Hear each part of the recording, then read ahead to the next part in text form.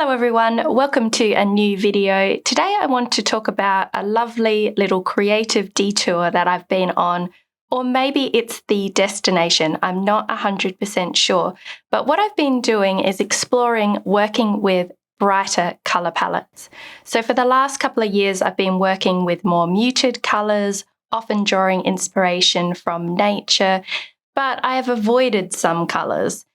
And what I wanted to do was challenge myself to use some of the colours that I don't often reach for. So I have all these Daniel Smith watercolours and pastels and things like that. I recently got these Prisma Premier, I'm just looking at the label, what are they called? Prismacolor Premier pastels. And there are all sorts of colours that I wouldn't often use in my art. So this inspired me to get out some paper and play and explore and really take my art in different directions. So I'll start with where I started and then I'll talk about this little sketchbook which is in front of me. So it all started with these experimental paper pieces, and these were all about getting to know some new suppliers. So I just mentioned those pastels, and those pastels are featured in these paintings.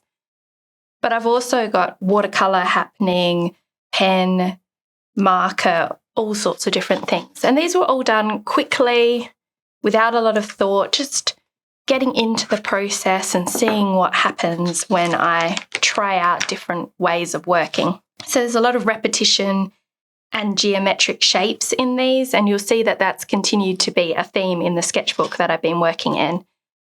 And some of these feel really, really different for me as far as the colour palettes. But I do like what's happening and I feel that there's a great energy in the pieces. So I'm lingering with this for a bit to see where it takes me. Let me just bring this one in. A bit of a muddy mess, but I was going at it with so many different supplies.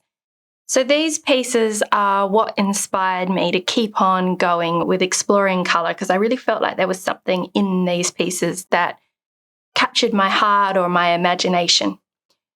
So I popped these aside and thought, well, where better to explore an idea than in a sketchbook? And in particular, I wanted to go back to basics and get into my watercolours again, because with many of these pieces, I started the paintings with watercolour shapes.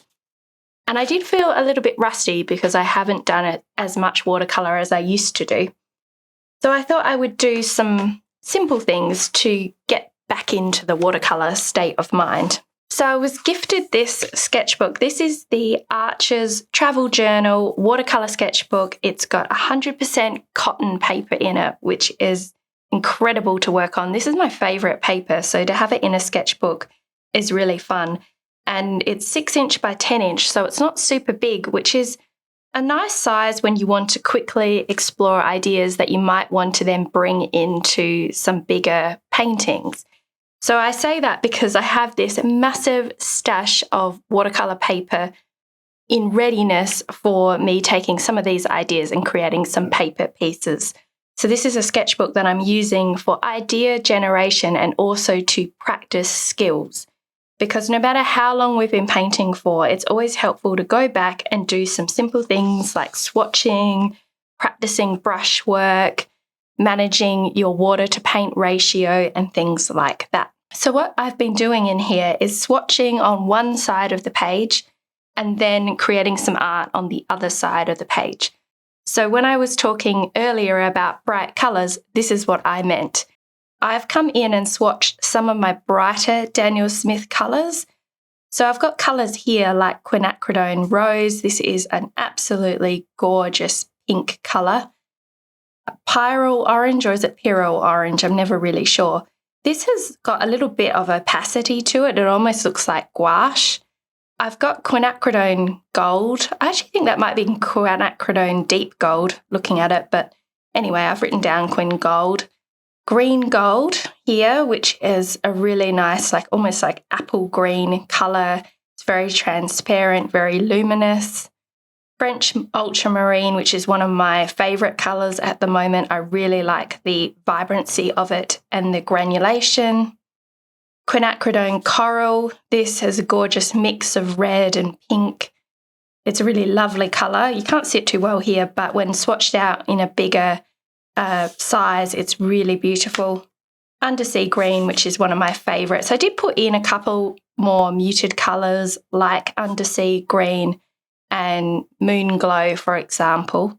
These have gorgeous granulation in them. I have new gamboge, which almost looks like an opaque colour, but I've just painted it out in quite a saturated form. It is a transparent watercolour. Lovely warm yellow. And then I have Imperial Purple. Imperial Purple is a new colour for me, and I really like it because many purples are super, super bright.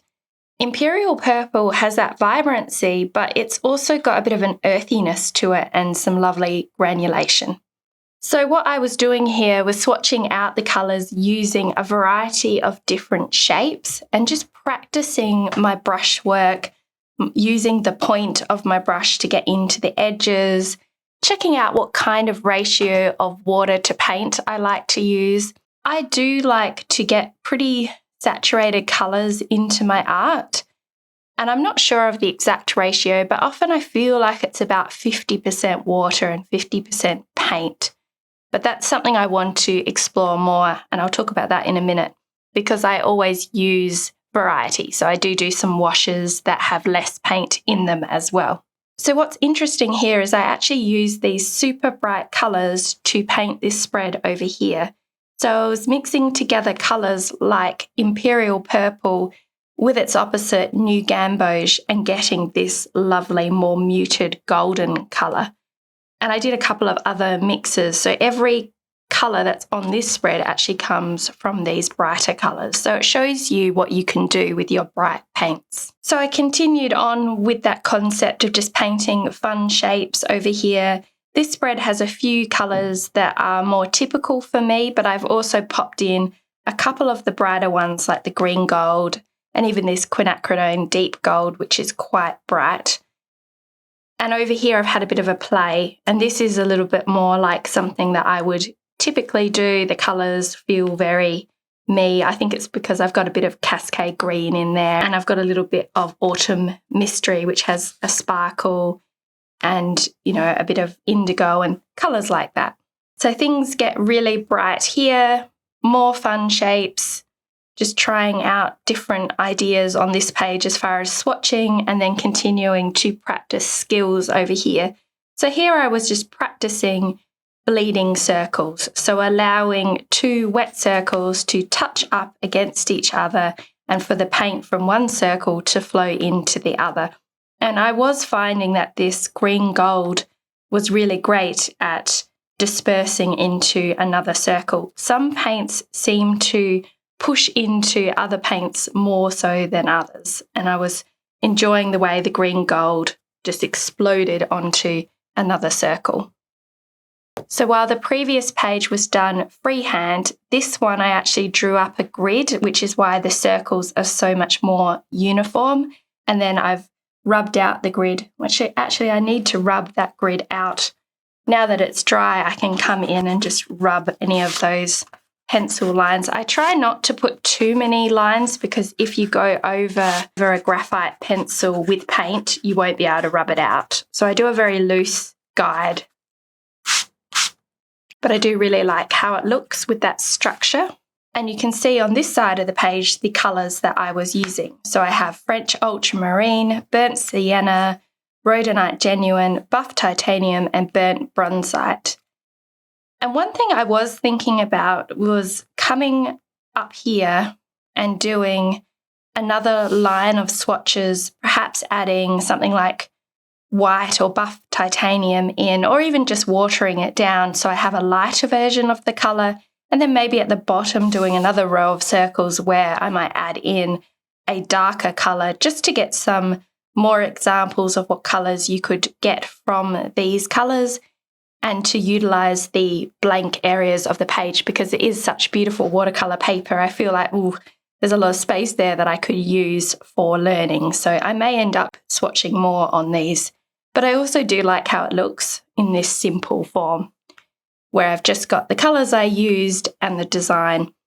So I ended up swapping things around and doing the swatches on this side because I thought perhaps the watercolour paper might be a little bit better on the upside rather than the underneath side.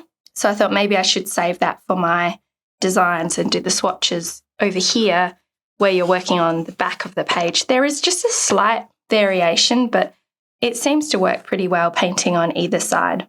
So I've painted out another set of colours here. And once again, I've been practicing my shapes and my bleeds. And I've also brought in a little bit of pen work. The main reason I brought that pen work in is because I shut the page or I put something on the page. I might have rubbed my finger on it and I smeared this little shape. And so I did this as a bit of a cover up. I actually quite like the effect that it gives. So now we're really in some bright territory. I painted out some of my warmer colours. I have Nickel Azo Yellow, New Gamboge, Quinacridone Deep Gold, Pyrrole Orange and Quinacridone Coral here. And I just did some strips. I've been taping off the edges to give that nice grid effect. But I also really like when designs go out over the grid. So once I had painted in my tree-like stripes using these colours, I then got my red Posca paint pen and drew these tree shapes. And I may actually develop these trees a little bit more and thicken up some of the branches. But I do like the way the trees come out over the frame. So in this sketchbook, I've been having a lot of fun with frames and creating grids and using my masking tape in order to create these really nice sharp edges. So this is the last spread. I actually did this spread today. So I have a few other colours which I've swatched out here that I haven't mentioned. So I have Aussie Red Gold. This is a brand new colour for me. It's a really nice, warm, transparent, golden yellow.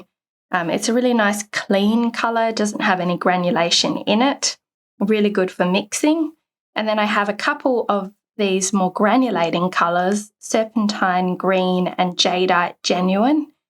And I really like how this one here, the Serpentine, almost has a bit of a neon green colour underneath, but then that contrasts against a much more muted and earthy green. It's quite an interesting colour. I've never seen anything quite like that.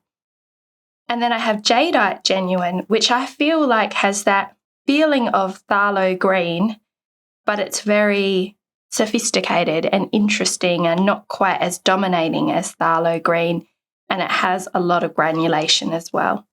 And then I have Indigo and Buff Titanium, which are colours that I use all the time. Now, over onto the painting that I did today, I mixed up the colours here in this porcelain palette, which conveniently has enough spaces for me to put all the colours out, plus have some areas to mix.